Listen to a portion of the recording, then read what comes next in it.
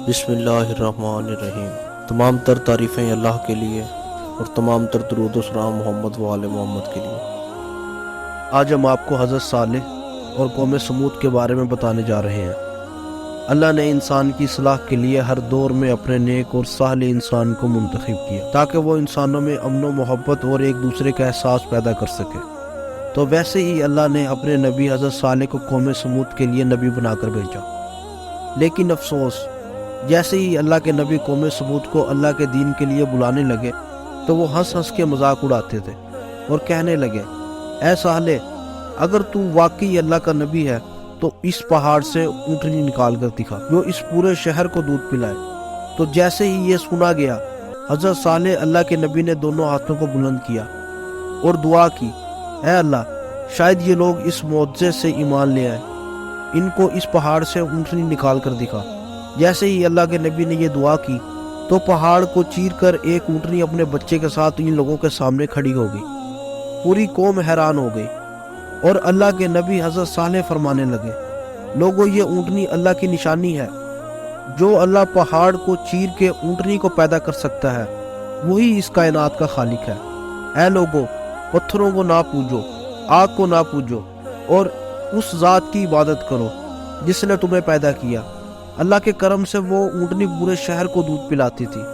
اللہ کے نبی صالح علیہ السلام نے فرمایا، اے لوگو، جو ساتھ میں چشمہ ہے اس کا پانی ایک دن تم پیو اور دوسرے دن یہ اونٹنی پیے گی جو تمہیں دودھ دیتی ہے۔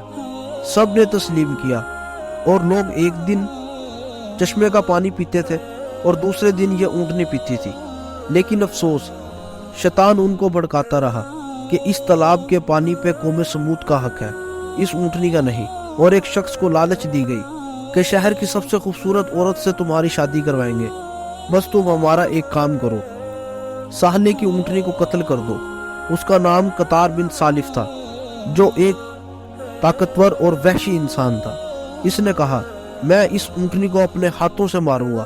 اللہ کے نبی حضرت صالح پوری قوم کو سمجھاتے رہے، اللہ سے ڈرو اور اونٹنی اللہ کی نشانی ہے، ایک دوسرے کا احساس کرو، ہوس، لالچ اور نفسیاتی خواہشات سے مبرہ ہو کر ایک دوسرے کے لیے جینا سیکھو۔ لیکن افسوس، وہ سب ان باتوں کو مذاق سمجھتے تھے۔ ایک دن قطار بن سالف نے اللہ کی نشانی اس کی اونٹنی کے چاروں پاؤں بے دردی سے کاٹ دیے اور پورا شہر تماشا دیکھتا رہا اور بے رحمانہ طریقے سے اس اونٹنی کو مار دیا، اور پورا شہر خوشیاں منانے لگا کہ ہم نے صالح کے اللہ کی اونٹنی کو مار دیا۔ اور سب کہنے لگے، اے صالح، اگر اللہ واقعی ہی سچا ہے تو کہہ دے ہم پر عذاب لائے۔ تو اللہ کے نبی نے فرمایا، 3 دن میں اللہ کا عذاب آنے والا ہے، اور جو پتھروں کے گھر تم بنا کے رہتے ہو وہ گھر تم پر گر پڑیں گے اور تم فنا ہو جاؤ گے۔ سب ہنستے رہے، مذاق اڑاتے رہے، اور ان میں سے تو لوگ یہ سازشیں بناتے رہے کہ صالح کو اور اس کے خاندان کو قتل کر دیتے ہیں۔ جیسے ہی وہ اللہ کے نبی کو قتل کرنے کے لیے گئے تو آسمان سے ایک پتھر لوگوں پر آ گرا اور سب کے سب فنار ہو گئے، اور اس عذاب کی شروعات اس قوم پر ہو گئی۔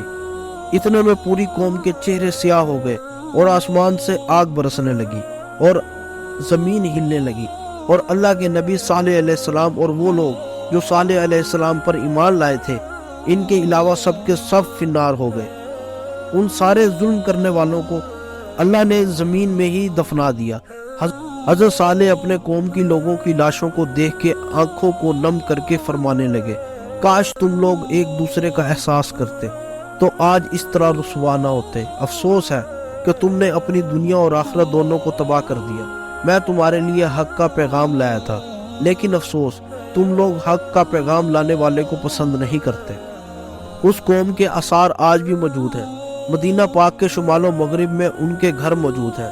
آج تک وہ علاقہ مدائن صالح کے نام سے یاد کیا جاتا ہے۔ پھر آپ ایمان لانے والوں کے ساتھ فلسطین کے علاقے رملہ میں رہنے لگے، باقی کی زندگی وہیں گزاری، اور وہیں سے آپ نے دارالفنا سے دارالبقا کوچ کر لیا۔